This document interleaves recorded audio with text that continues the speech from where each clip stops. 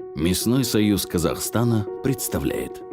Природа не терпит пустоты. Степи в центре Евразии наши предки заполняли табунами и отарами. Кочевали от Каспия до Сибири, оставив потомкам 9-ю по площади страну в мире. Казахстан – одна из стран с наименьшей плотностью населения, в то время как перенаселение – одна из наиболее острых проблем современности. Самый органичный способ заполнить бескрайние казахстанские степи – это развивать мясное животноводство, исконное дело предков. Меня зовут Балмухамбетов Баужан, мне 32 года. С малого детства я нахожусь среди скота, среди коров, круглый год, можно сказать. Там летом, зимой занимаемся разведением крупнорогатого скота. Только наполнив землю гуртами скота, можно эффективно использовать ее ресурс, не делая объектом интереса других стран. Поэтому развитие мясного скотоводства для Казахстана – вопрос не только экономический и социальный, но и политический. Мясной проект – самая обсуждаемая реформа в сельском хозяйстве. Смена парадигм никого не оставила равнодушным. Реформы обросли мифами и суждениями. Однако ответы на домыслы лежат в самой истории мясного проекта, которую вы услышите в этом фильме. Мясной проект Казахстана. Глава 1. Почему мясной проект? Если вкратце, то есть как зародилась идея мясного проекта, были, действительно, планы, поручения, различные требования по развитию сельского хозяйства от руководства страны, то есть по увеличению валовой продукции, повышению производительности труда, наращиванию экспорта. Анализ показал, что ключевой потенциал для того, чтобы эти показатели выполнить сравнительно с растениеводством, все-таки имел большой потенциал животноводства. Почему так? В растениеводстве, в том, в чем есть потенциал производства, наши рынки сбыта ограничены. Например, казахстанская пшеница – это бренд. Наша страна входит в топ-10 мировых экспортеров. Но основные зерносеющие регионы Казахстана удалены от рынков сбыта. Дорогая логистика делает невозможным значительное увеличение производства зерна. Выгодные для нас рынки находятся здесь. Но их объем ограничен 6 миллионами тонн пшеницы в год. Прибавим к этому внутреннее потребление Казахстана еще около 6 миллионов тонн в год. В итоге, при производстве более 12-13 миллионов тонн в год, сталкиваемся с проблемами реализации. В то же время, конвертация зерна в мясо позволит решить эту проблему. 1 миллион тонн зерна даст $300 миллионов экспортной выручки. Из этого же зерна можно получить 200 тысяч тонн красного мяса и выручить уже $1 миллиард. Так мясное животноводство будет способствовать укреплению и диверсификации отрасли растениеводства. Производству овощных и плодово-ягодных культур из-за климатических ограничений сложно стать проектом национального масштаба. Рынок конины практически не имеет большого экспортного потенциала. Рынок молока крайне конкурентный. К тому же молоко из-за короткого срока хранения во всем мире принято считать локальным продуктом. Поэтому молочная отрасль имеет потенциал лишь для частичного замещения импорта. Выгодные рынки сбыта есть по говядине и баранине. Крупные импортеры говядины в мире – наши ближайшие соседи. Потребление говядины в Китае постоянно растет. Китай активно закупает говядину по всему миру, что связано с повышением уровня доходов населения и с изменением структуры питания. Россия также входит в топ-5 импортеров говядины в мире. Анализ всех подотраслей сельского хозяйства показал, что наибольший потенциал производства и выгодного сбыта лежит в мясном скотоводстве и овцеводстве, которые могут быть и потребителями продукции растениеводства, создавая большую добавленную стоимость. Важно то, что огромные территории, пригодные для пастбищ, это естественное преимущество Казахстана. Пастбищное содержание снижает себестоимость производства и может сделать казахстанское мясо конкурентоспособным на мировых рынках.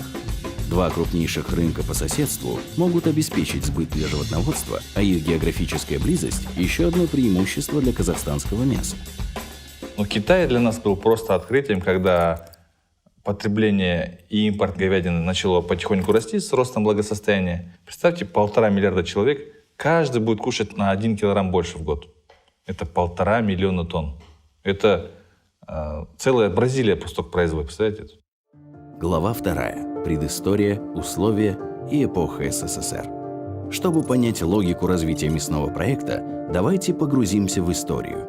Когда мы начали этот проект, По сути, у нас не было готовых рабочих моделей, чтобы можно было брать, как говорится, и работать. Потому что, действительно, не было понятно, как в наших условиях все это реализовать, потому что советский опыт, он был несколько иной. В СССР не придерживались строгой мясной специализации в скотоводстве. Мясо и молоко в основном получали от одних и тех же животных в одних и тех же хозяйствах. Выбракованные или состарившиеся молочные коровы шли на мясо, а это напрямую отражалось на качестве мяса. Перерабатывающая промышленность развивалась за счет гарантированного госзаказа Союза, прежде всего для нужд армии. В советское время, допустим, было 10 миллионов голов скота. Из них 7 миллионов это было совхозы и колхозы, а 3 миллиона это было личные подсобные хозяйства. Из 7 миллионов, которые совхозы и колхозы, 90% было молочного скота. Там было и молоко, и мясо. Да, оно работало, но какой ценой? Каждый раз принимала партия решение поднять сельскохозяйство, субсидии, гарантии и так далее. Но сегодня все говорят, что все-таки нельзя прыгнуть выше себя.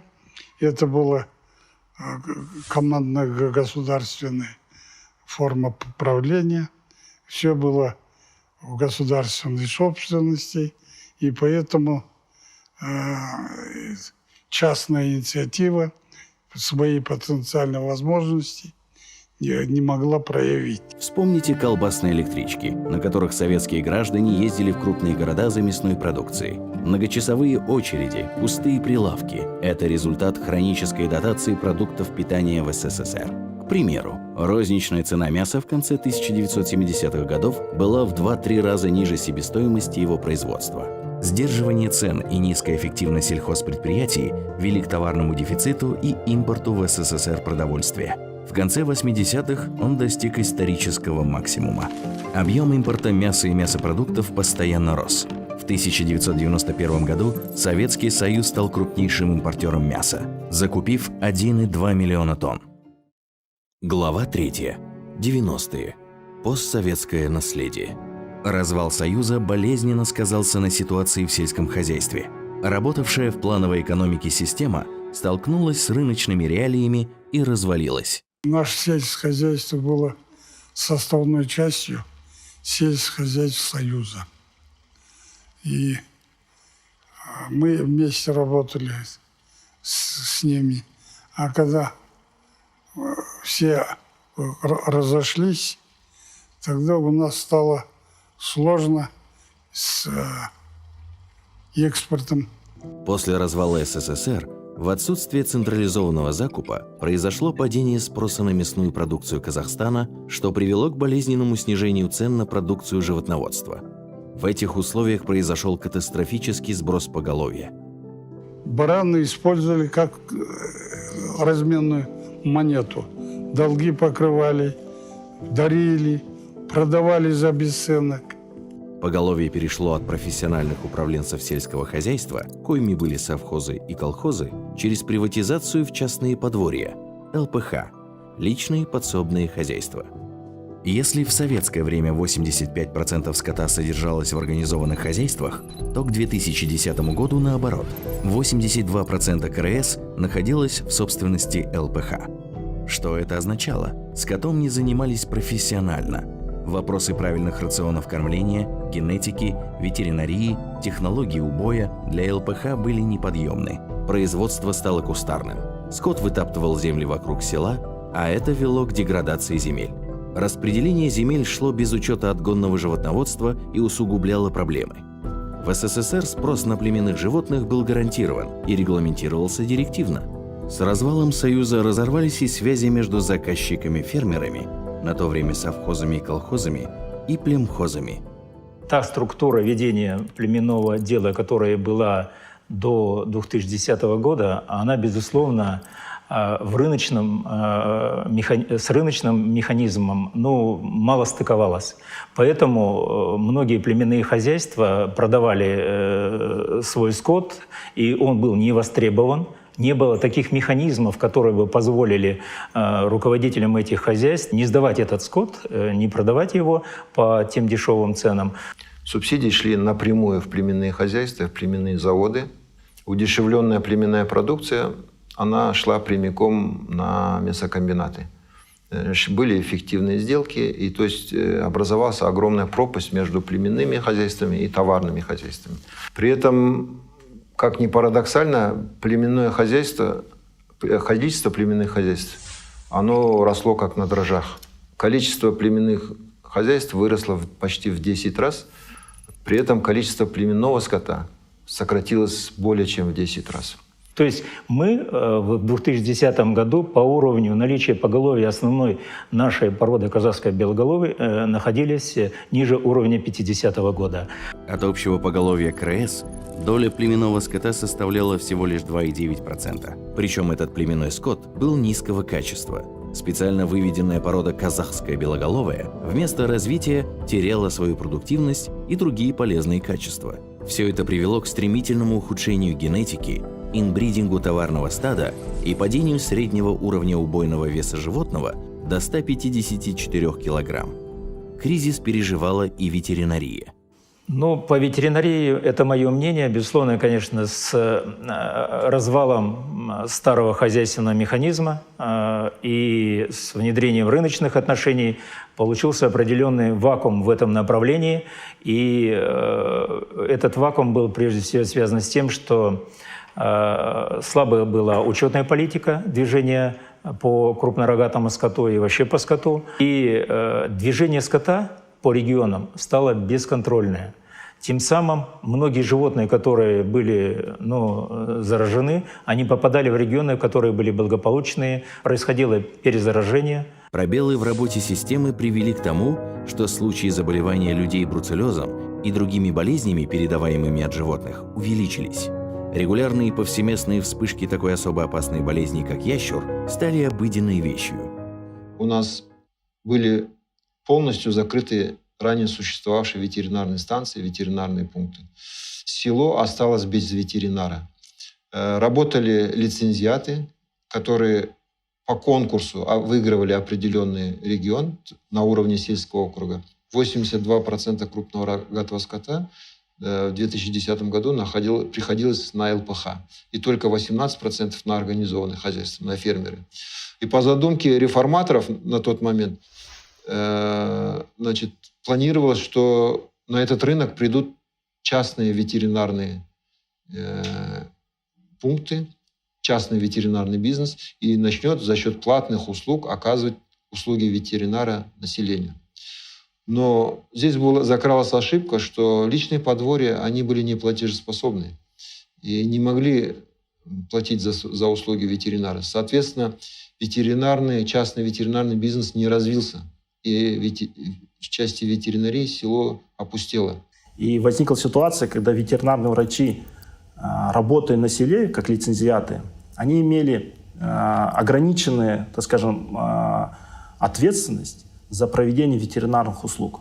О чем я говорю, это о том, что они работали временно, и, соответственно, понимая, что они на этот год могут взять тендер-конкурс, на следующий год могут не взять конкурс, они не всегда относились, скажем, качественно к своей работе. То есть для них эта задача была взять определенный объем крови, провести определенный объем вакцинации, получить за это деньги, и 31 декабря ответственность у них снималась согласно нашего Гражданского кодекса. Качество закупаемых вакцин было очень низким. Покупаемые препараты не доходили до животных, так как не было ответственных лиц и организаций, с которых можно было это спросить. Казахстан являлся членом МЭП с 1993 года. Платили взносы, но эффективно не взаимодействовали. У Республики Казахстан не было даже задачи получить статус страны, свободной от ящура. Не был взят под контроль бруцеллез. Все это делало экспорт мяса невозможным. Глава 4. Мировой опыт. Как работает мясное скотоводство в мире? В странах-лидерах по мясному скотоводству сложилась следующая специализация. Товарно-маточное поголовье в основном содержится в небольших фермах, которые работают на принципах семейного бизнеса. Например, в США около 80% маточного поголовья содержат мелкие фермеры, которых насчитывается более 900 тысяч хозяйств. Такие малые фермы могут быть гибкими, подстраиваются под изменения внешних условий. Племенные репродукторы поставляют племенных быков для улучшения свойств товарного стада. Откормом скота занимаются откормплощадки. Их экономическая эффективность начинается от уровня 3-5 тысяч голов крупнорогатого скота. Мясоперерабатывающие комплексы эффективны при производстве 50-100 тысяч тонн мяса в год, а это 200-400 тысяч голов КРС на убой. Опыт стран-лидеров, исчисляемый многими десятилетиями, доказал важность специализации и разделения труда в мясном скотоводстве. Мясное и молочное поголовье разделяют, так как подотрасли преследуют разные цели. Экономическая и технологическая модель мясного скотоводства совсем иная, малозатратная. Себестоимость производства гораздо ниже. Мясной скот менее прихотлив, меньше капитальных затрат. Молоко от мясных коров не доится, остается теленком. Ну, вообще, промышленная технологическая цепочка в мясном скотоводстве выглядит следующим образом. Первое – это генетика. Потом хозяйство по выращиванию молодняка, то есть там, где теленок рождается, и до 7-8 месяцев на подсосе с мамой растет. Потом доращивание – это когда теленок отнимается и доращивается на траве, неважно, бычки или телочки. Они, в общем, до 350-400 килограмм доращиваются на траве. И потом уже идет разделение. Телочки идут на осеменение, а бычки поступают на специализированные предприятия, так называемые фидлоты. Потом забой, правильная обвалка, логистика и дистрибьюция. Лучшая мировая практика показывает, что отношения между звеньями производственной цепочки регулирует сам рынок. Например, никто не контролирует судьбу плем животных, чтобы их не пускали под нож. Фермеры заинтересованы в улучшении своего поголовья, потому что ощущают экономический эффект, получают больше прибыли. Они закупают лучших племенных животных, что повышает ценность племенного скота. Значит, плем животных на мясо пускать нецелесообразно. Вся область племенного дела дерегулирована и построена на частной инициативе. Глава 5. Начало мясного проекта. Условия для фермера. Ключевым принципом развития мясной отрасли является вовлеченность множества фермеров и распределенность производства. Не централизация, а именно распределенность. Фермероцентричность, наверное, да. То есть, когда не ради рынка это делается, а ради фермера, да, то есть, когда все меры господдержки предоставляются ради того, чтобы развивался фермер. Государству необходимо было для развития фермерства, для зарождения мясного проекта создать определенные условия. В первую очередь, это кредитный продукт сабага. Это длинные дешевые деньги для поддержки фермерства. Второе – это создание механизма субсидирования для мотивации фермеров, включения в процесс породного преобразования своего скота. И третье – это упрощенный способ выдачи земель для небольшого фермера. Отец все-таки решил полностью заняться именно фермерством. Ну, я не мог его не поддержать. Как раз такое время было, что есть такая возможность там взять кредит, приобрести скот, чуть-чуть расшириться. То есть это не то, да, чем мы занимались раньше, там не те 2-3 головы, а что можно чуть-чуть помасштабнее. То есть это уже что было то дело, на которое ты можешь зарабатывать, жить. Кредит выдавался под 6% годовых в срок на 7 лет. В залог принимался приобретаемый за счет кредитных средств скот. Для стимулирования процесса породного преобразования ввели новый вид субсидирования с минимальными требованиями к получателю. Использование племенных быков для маточного поголовья в правильной пропорции, смена племенных быков после каждых 2 случных сезонов, регистрация скота в ЕАЭС. Привлекательная программа стала интересна тысячам казахстанцев, которые стали фермерами, а поголовье начало переходить в профессиональные хозяйства. Успех программы во многом зависел от цифровых инструментов мониторинга. Субсидии получались фермерами и выдавались районными отделами сельского хозяйства при акиматах. Но чтобы автоматизировать процесс и сделать его прозрачным, разработали ресурс ИАС и sabaga.kz. Исполнение требований фермерами администрировались самой IT-программой. Система автоматизирует учет поголовья, участвующего в программе породного преобразования, объем выданных субсидий, смену быков-производителей для исключения инбридинга. Данные меняются в режиме реального времени.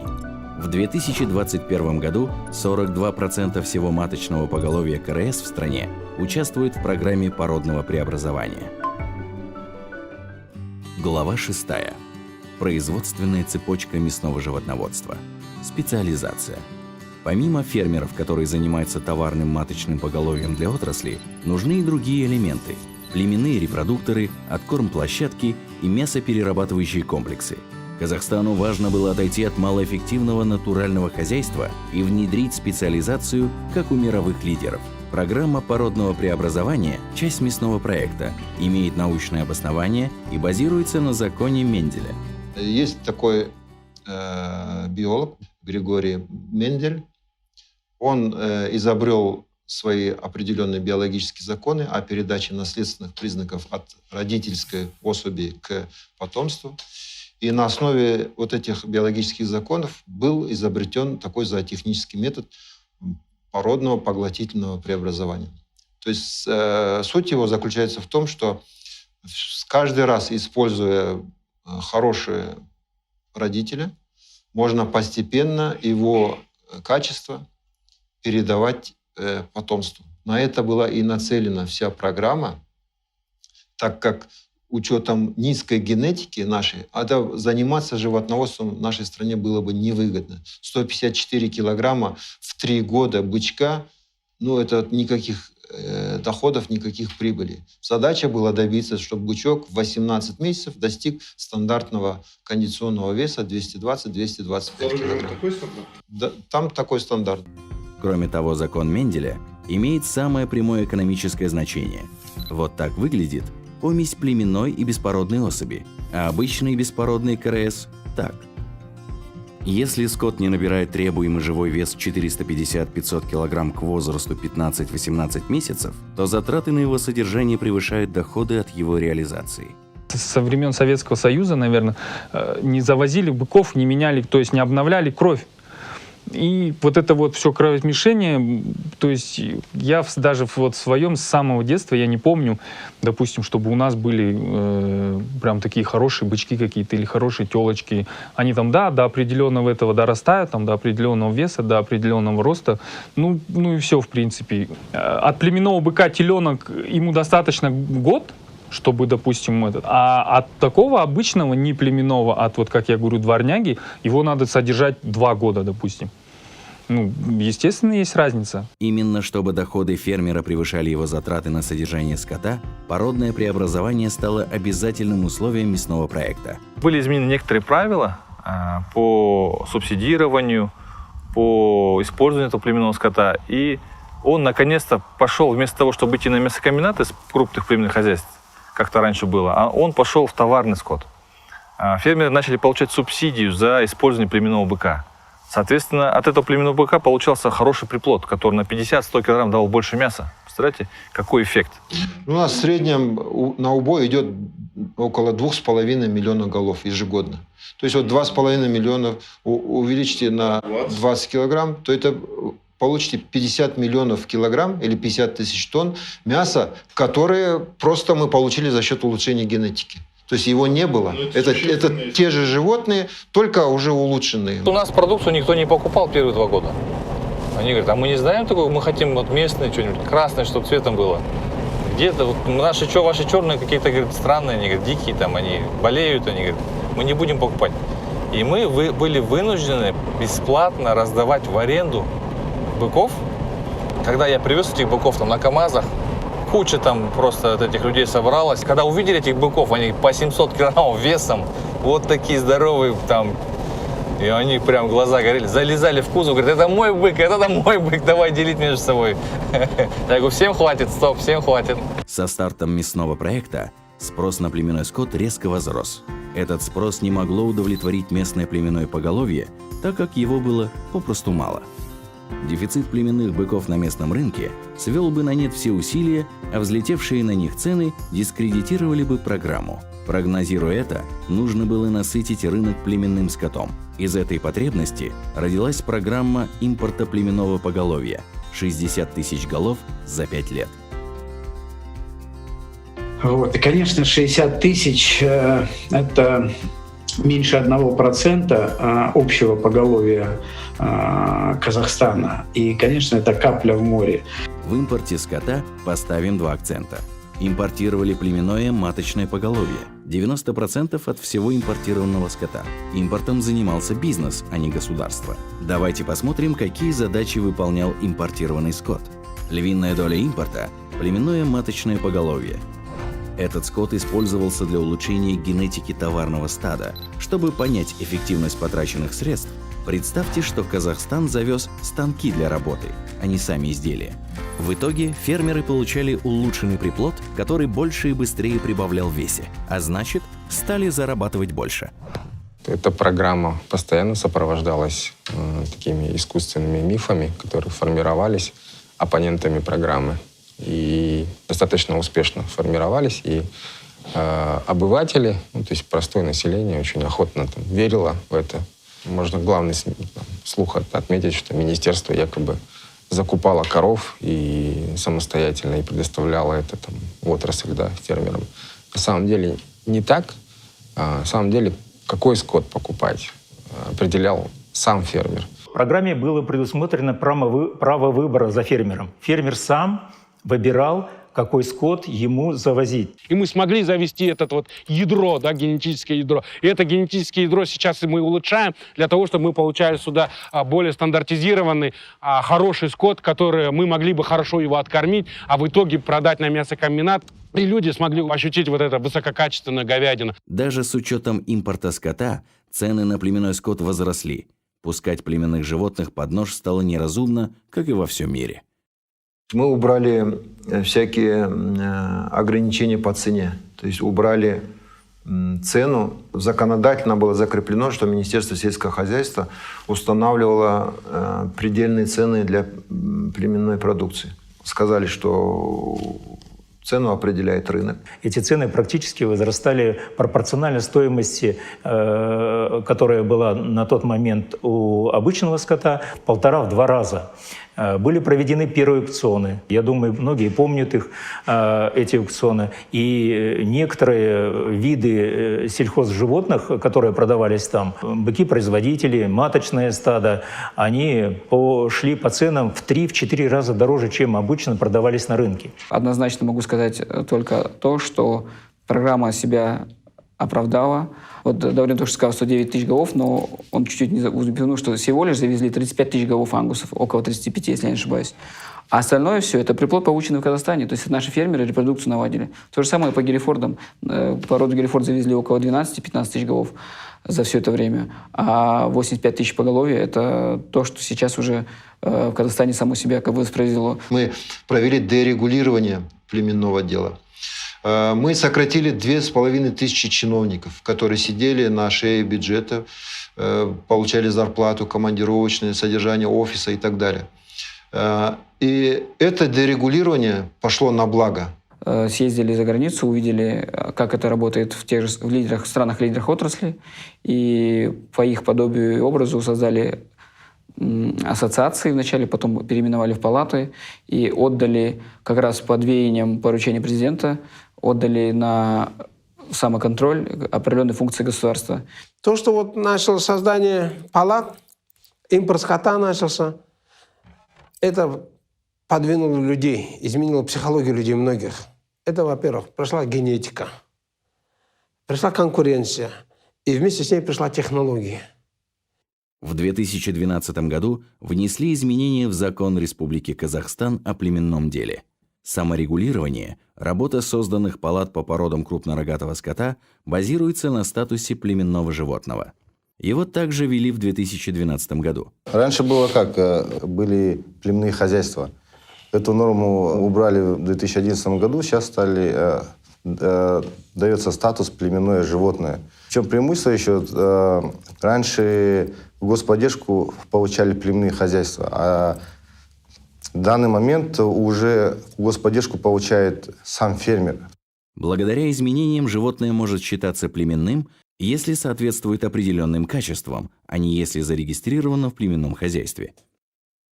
Мы еще подшучивали, а почему не статус племенного мы не даем директору? Если хозяйству дается, как может быть хозяйство, юридическое лицо может быть племенным?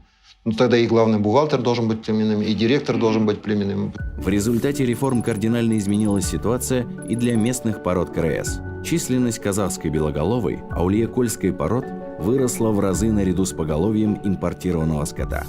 Финальный откорм проходит на откорм-площадках, где скот доходит к своим 14-18 месяцам до 400-450 кг живого веса, после чего их отправляют на мясокомбинаты – МПК.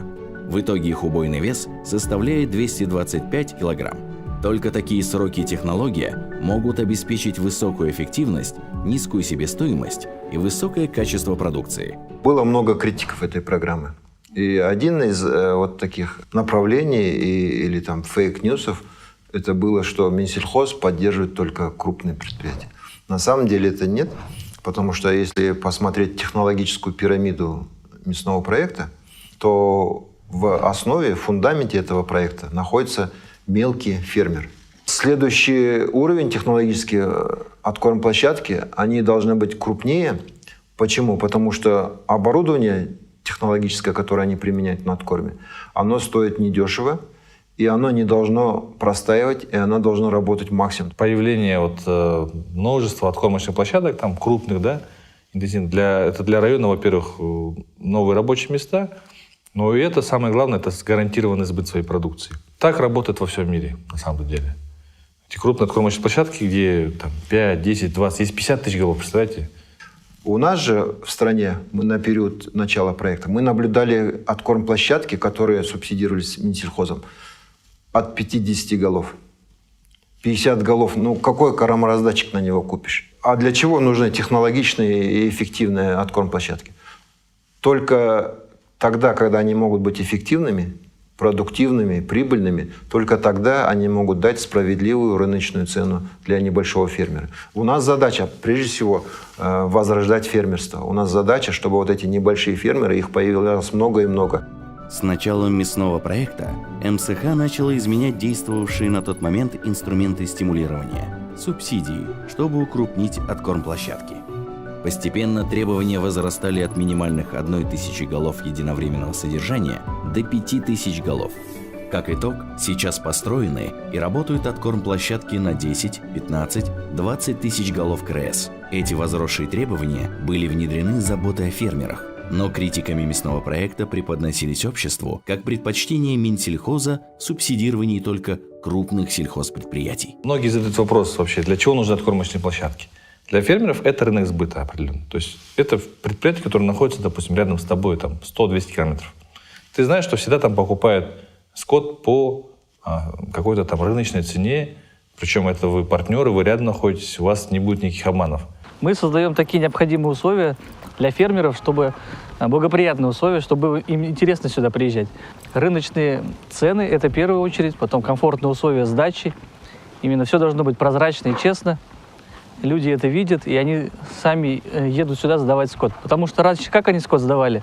Приезжали какие-то перекупщики, посредники, которые на глаз оценивали их скот, состояние там, конечно, занижали вес и давали примерные цены. Люди на самом деле недополучали, недозарабатывали то, что они заслуживали на самом деле. Да? Тем самым мы взвешиваем скот на электронных весах, они получают прям точно то, что заслужили, заработали. Да? И когда это проходит все еще по рыночным ценам, и они получают субсидии, им это очень выгодно, фермерам.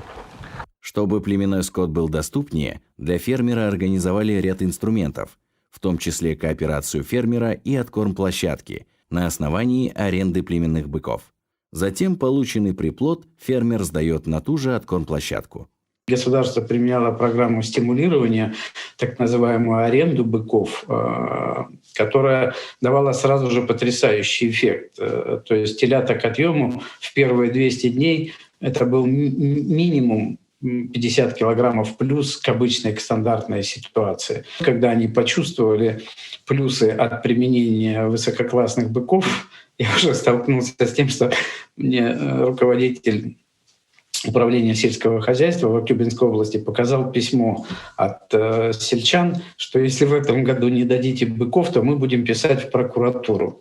Мы закупаем племенных бычков у племенных репродукторов, потом мы отдаем их в аренду в эти КХ на породное преобразование. Они получают свой приплод уже улучшенный. Уже многие фермеры это ощутили на себе и несколько лет берут у нас быков в аренду, осеменяют своих беспородных коров, пусть они у них беспородные, но они получают хороший приплод. Там уже по осени сдают этих бычков и видят, что получают намного больше денег, чем они до этого зарабатывали. На верхнем уровне производственной цепочки мясного скотоводства – мясоперерабатывающие комплексы. С ростом числа фермеров, а в 2021 году их порядка 25 тысяч профессиональных хозяйств мясного направления, растет и поголовье. Средний убойный вес по стране вырос со 154 до 175 килограмм, что влияет на эффективность МПК. Положительная динамика развития отрасли и экономические стимулы дали возможность появляться более-менее крупным мясокомбинатам, так как появилось сырье. Мясокомбинату, чтобы быть успешным, нужно в первую очередь развивать глубокую переработку, научиться работать правильно с отходами, а во вторую очередь научиться правильно работать с мясом. То есть это его правильная обвалка и реализация в те таргетированные каналы, где дается более увеличенная прибыль. И этой прибылью мясокомбинаты могут делиться с фермерами. Даже для таких крупных международных игроков, как Tyson Foods, любой рынок интересен в первую очередь, когда развита вся эта цепочка, развита ветеринария, развит институт фермерства, да, то есть когда количество фермеров у нас в Казахстане будет большое, тогда таким игрокам интересно заходить в Казахстан и создавать этот спрос, большой спрос с реализацией на экспортные рынки, который потянет за собой всю отрасль. МПК может успешно работать, если в радиусе 500 километров за один год можно забить около 300-400 тысяч голов КРС кондиционного веса. И таких желающих построить современный МПК будет с каждым годом все больше и больше. Глава 7. Реформы ветеринарии. Мы должны понимать, то есть у всех конечная цель – это экспорт мяса. Экспорт невозможен без отлаженной работы ветеринарной службы. Только так можно открыть выгодные рынки сбыта для казахстанского мяса. Пройдемся по реформам, реализованным в сфере ветеринарии. Большая работа была проделана в части идентификации животных. Без нее невозможно построить прослеживаемость ветеринарии, невозможно управлять процессами, локализовать вспышки болезней. У нас существовали на начало 2011 года ветеринарные паспорта, но не более того. Бирки отсутствовали на животных. Идентификационная система в виде информационной программы, она тоже отсутствовала, не работала. Мы за 2 года провели сплошную идентификацию всех видов сельхозживотных и обнаружили, что очень много животных существовали всего лишь на бумаге, то есть воздушными были. По крупнорогатому скоту было недостача 25-30%. В некоторых регионах доходило до 40%. То есть животные, которые числились на бумаге, их просто не оказалось. А вы программы писали с учетом этих? А мы программы писали, да, как раз с учетом, что эти животные... Мы-то же не знали, что они воздушные. С учетом, что эти животные есть. И это, конечно, отбросило исполнение всех наших этапов программы на 2-3 года назад. Мы обнаружили, что в 2011 году у нас были полностью закрыты ранее существовавшие ветеринарные станции, ветеринарные пункты. Село осталось без ветеринара. Мы провели изменения в законодательство, заново воссоздали ветеринарные пункты на уровне сельского округа и районные ветеринарные станции на уровне района каждого. Большие финансовые средства были выделены на 13-14 года, именно оснащение всех ветеринарных пунктов. А в Казахстане их порядка около 2000. И ветстанции, там порядка около 200. Формировали так называемый единый стандарт именно оснащения ветеринарных станций, ветеринарных пунктов, чтобы было единообразие в подходе. Эти реформы позволили повысить качество ветеринарных услуг, улучшить диагностику и доводить вакцины до животных. Касательно вакцин, Казахстан обратился за технической помощью в МЭП для составления требований к эффективной вакцине. По итогам у нее были предложены ряд изменений, касающихся именно изменения технической спецификации, а именно, в первую очередь, она должна была очищена быть, она должна была высокой потенцией, так называемая, чтобы имела возможность защищать иммунитет или защищать организм от агрессивных штаммов, которые циркулируют в нашем регионе. И, соответственно, она должна была быть максимально адаптивной к нашим реалиям. Поэтому все эти рекомендации были учтены. И ввиду этого было принято решение по изменению технической спецификации вакцины. На сегодняшний день можно уже констатировать факт, что данные вакцины были эффективны, и отсутствие вспышек последние годы и возможность получения статуса по ящеру дало свои результаты. То есть, если вы посмотрите, все ведущие страны, которые именно экспортируют животноводческую продукцию, они все официально признаны МЭБом свободными от болезни ящера. И поэтому, конечно, в краткосрочном периоде для Казахстана было архиважно получить статус по ящеру, по трансграничной болезни, как ящер. И здесь Казахстан принял неимоверные усилия, формируя и модернизируя ветеринарную службу. Апогеем всего этого реформирования в ветеринарной сфере было получение этого статуса в 2015 году. Это не работа одного человека, это работа всей команды. Глава 8. Результаты. Ну, если что-то обсуждают, значит, что-то происходит. Поэтому любое изменение на энергетическом уровне, финансовом, оно вызывает реакцию у людей. А когда у них не хватает информации, начинаются всякие домыслы, да? Мясной проект, работающая программа, развивается последние 10 лет. Правда, последнее время больше вопреки, чем благодаря госполитике. Смена векторов плохо отражается на отрасли. Фермеру нужна стабильность. Люди работают, процесс идет. Мифы сводят к одному. Мясной проект – безрезультатно потраченные средства. Однако, давайте пройдемся по объективным фактам и результатам. Проект создал армию фермеров, занимающихся содержанием товарно-маточного поголовья и программой породного преобразования. И это фермеры-профессионалы. Это не только новые рабочие места. Это вовлечение огромных масс людей в бизнес. Увеличена доля племенного скота в общем поголовье КРС с 3 до 12%. Средний убойный вес по стране вырос со 154 до 175 килограмм. Обеспеченность говядиной внутреннего рынка превысила 100%. Казахстан получил статус МЭП как зона, свободная от ящера. Выстроена производственная цепочка мясного животноводства по мировым стандартам, включая откормплощадки в 20 тысяч голов единовременного содержания. Расширена география экспорта животноводческой продукции Казахстана. В 2019 году Казахстан экспортировал 63 тысячи тонн мяса. Политика господдержки развернулась лицом к фермеру. Самый широкий охват субсидирования в мясном КРС. Мясной проект – это не быстрый процесс, и мы не должны останавливаться на достигнутом. Что нам надо делать дальше? Во-первых, увеличивать количество фермеров. Во-вторых, увеличивать количество скота, находящегося у фермеров, и продолжить хорошую динамику изменения структуры собственников скота. В-третьих, улучшать генетику нашего местного товарного поголовья. Как результат, это будет, наконец, достижение стандартного веса при убое 220-225 килограмм. Нам надо всячески поощрять продвижение нашей животноводческой продукции на экспортные рынки. Нам надо поощрять приход инвестиций, в том числе иностранных инвестиций, в том числе для строительства современных технологичных мясоперерабатывающих комбинатов. Нам надо продолжить цифровизацию в отрасли, в том числе в ветеринарии, так как современные наши информационные системы, в том числе системы идентификации и ИАС, они не отвечают нынешним требованиям, и их нужно модернизировать. Отрасль недофинансирована, не хватает кредитных средств для покупки скота. Банки второго уровня не хотят финансировать животноводство.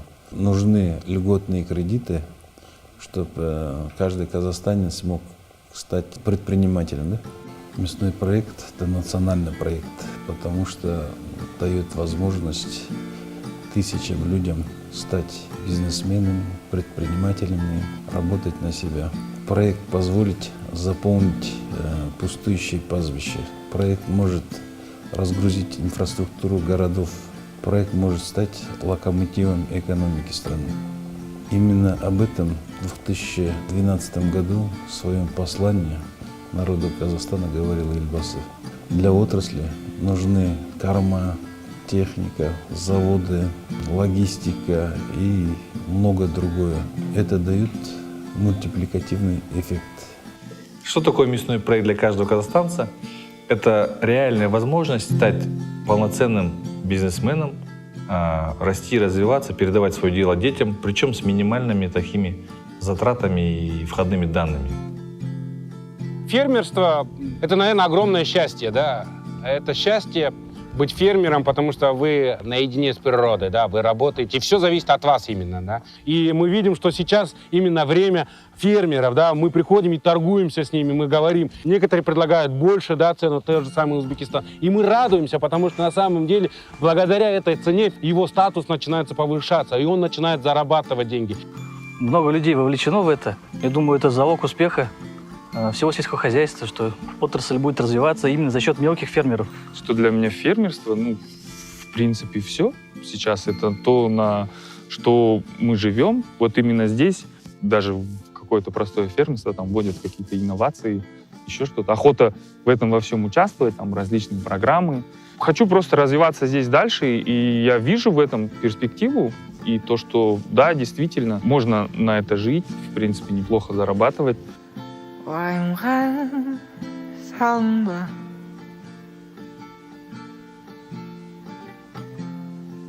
жақының жаныңда,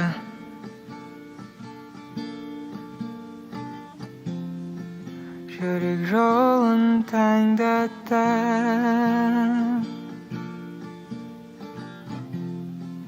асықпай қадамда.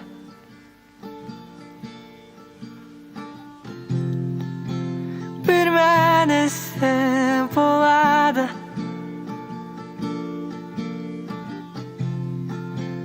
Vakit құсы қонады, бәрі жақсы болады.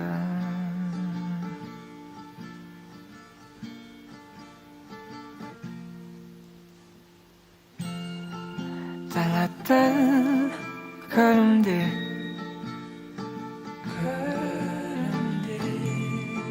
Teri soyga köngül bölme, Samaldı sezdin bir,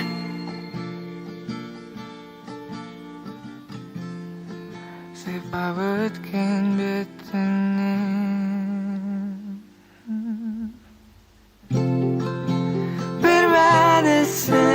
Buladı,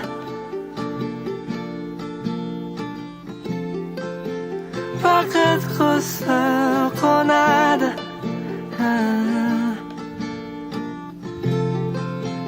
қара бұлттар қалады,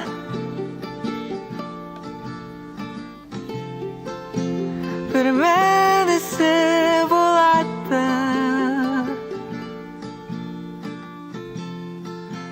Vakit құсы қонады, бәрі жақсы болады.